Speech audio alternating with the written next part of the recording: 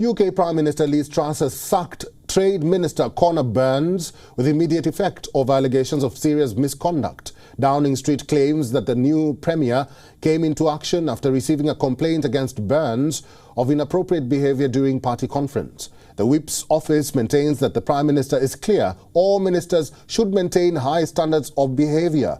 This also shows that Truss wants to be seen acting quickly against impropriety allegations as against her predecessor Boris Johnson's image for taking too long to respond on such issues.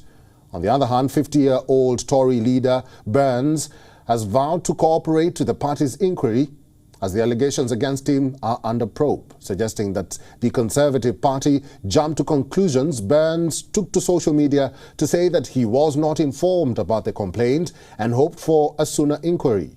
Burns, a key ally of Boris Johnson, had been a trade minister for exactly 1 month. Burns is Bournemouth West Member of Parliament since 2010. He resigned as a trade minister in 2020 after a parliamentary watchdog that ruled he used his position to intimidate a member of the public.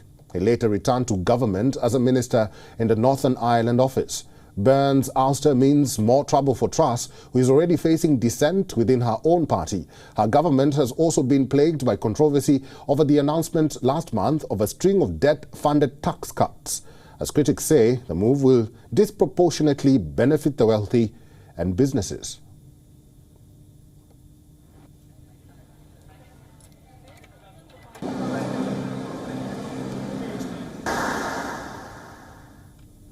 And for more on this, we are now being joined by Nicholas Nugent from London, who is a journalist and the former editor of BBC. Nicholas, thank you very much for making time and joining us on WION at this hour. Let me just ask you this. It's not even a month, and Liz Truss is facing a lot of problems. First, it was on the energy bills and on the energy saga, and now sacking her own ministers. What do you foresee for Liz Truss going forward? Well, it's difficult to say other than the future looks rather grim for her. But I don't think this particular case is the decisive one. What matters here is that she's moved very fast in the face of an allegation to remove him from ministerial office and indeed from party office. That's important, removing the whip from him, as it said, so that he's no longer a Conservative. Because if you recall, a few months ago, one of the final straws in Boris Johnson's premiership was how slow he moved in a similar case against MP Chris Pincher. Right. Indeed, he tried to protect him, defend him, and it was quite a key issue in turning members of Parliament and indeed members of the public against Boris Johnson. So the important thing here is how decisive and how quick Liz Truss has acted in dismissing him. This is without prejudice to the merits of the case. Nobody knows what he's alleged to have done.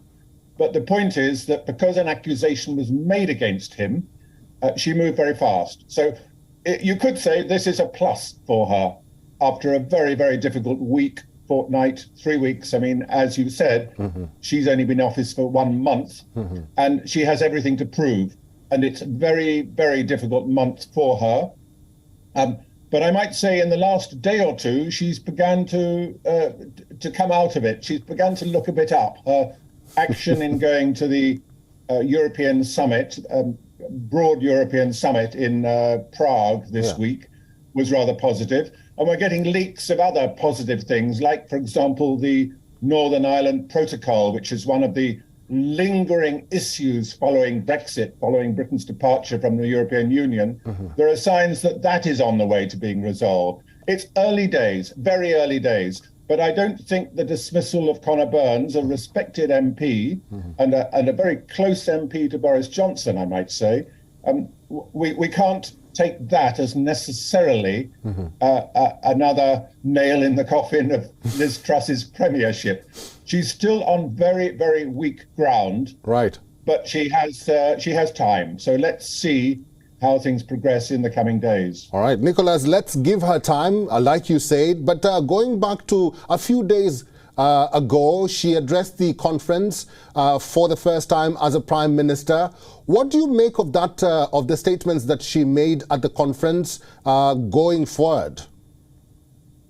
Well, I'll quote a commentator I heard on television last night who said, if it had been a good conference, then her speech would have been a very good ending to it. Unfortunately, it wasn't a good conference because there was controversy all the way through. And as is widely known, many members of the Conservative Party in Parliament do not support her.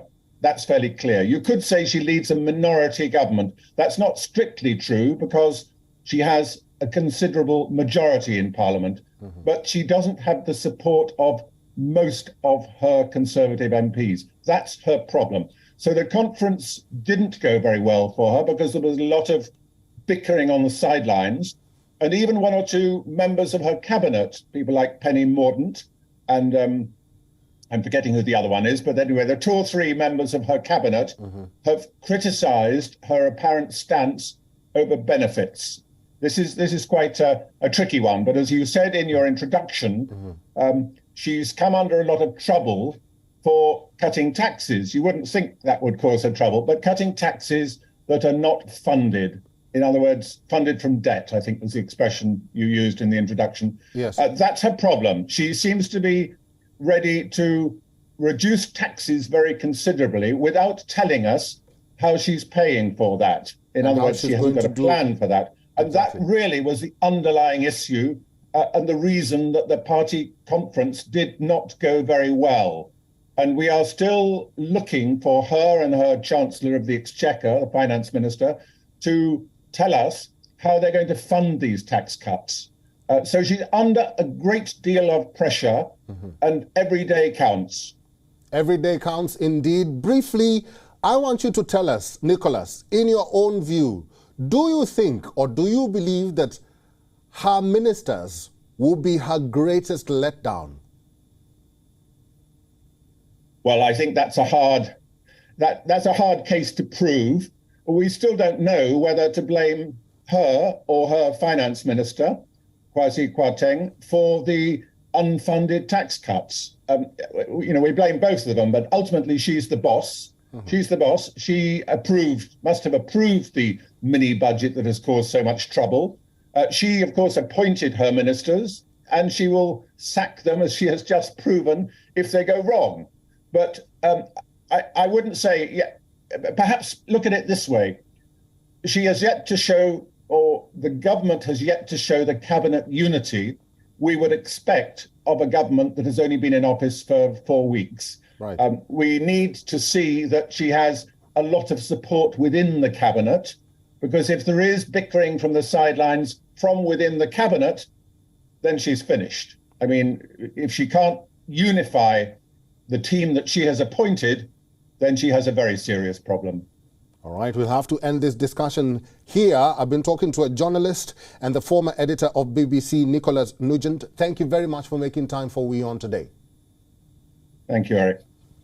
WION is now available in your country. Download the app now and get all the news on the move.